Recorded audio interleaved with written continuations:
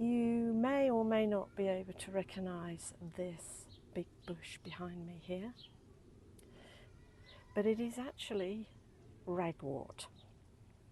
Now, before you all get yourself in a dither about the fact that I am growing ragwort in my garden, let's just have a think about this. Okay, yes, it's poisonous, but I would have to eat so much of it for it to kill me, and I think the taste would probably put me off beforehand.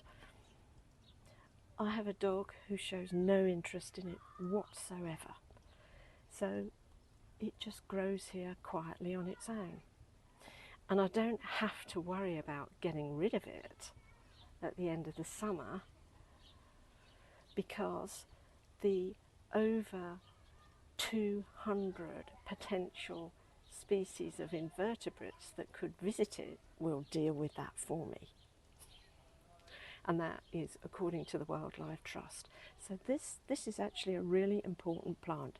And I can understand why people with horses don't want it near their paddocks, or farmers don't want it near their fields, but controlled within our gardens, it is a really pretty plant, and it is a food source for so many different insects, particularly the black and yellow caterpillars, which you might just, let me bring you a bit nearer, you might be able to see briefly. Where are they? There we go. There's some of them there. Okay. Now later on in the summer, this will be completely covered in those caterpillars, and they are what is going to basically get rid of it for me completely. And at the end of the summer there will just be a few of the thick stems left, and that's it.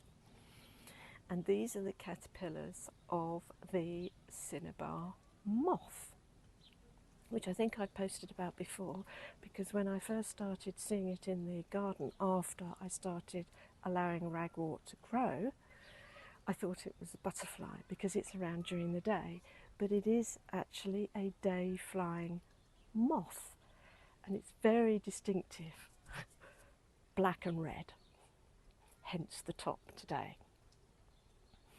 And it is so lovely to come out of my back door and hear the noise from this ragwort, because it is a favourite of bees as well, and the humming and that I can hear, and the amount of things that are on it is amazing when the little flowers come out.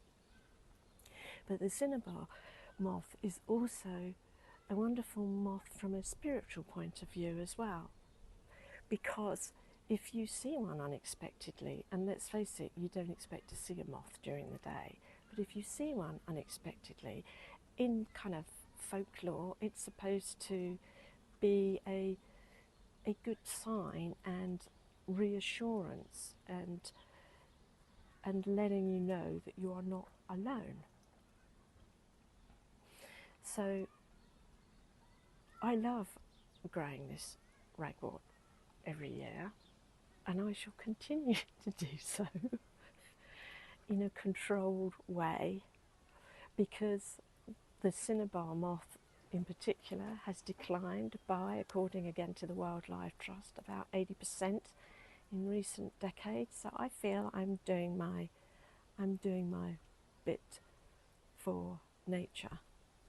But I was also thinking about the moth from another point of view, because if it represents support and reassurance, then that is actually what I'm giving the members of my club, in my Idea to Author Club, my author community, where they are no longer stuck and not knowing what to write. Writer's block disappears and they feel supported and reassured.